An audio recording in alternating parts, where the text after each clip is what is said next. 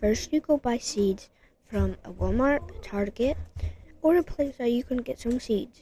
When you get home, go buy soil and put the soil in a pot.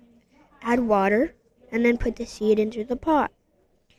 Wait until you see a sprout. Then add water.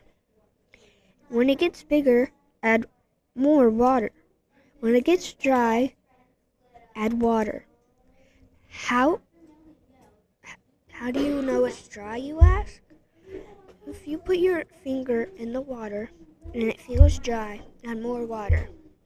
Do this on a daily basis. How do you plant an apple seed, you ask? How do you do it? Go buy apple seeds and you put soil and add water. Put the seed in water and add the seed into soil. When it sprouts, add more water. When it sprouts more, add more water.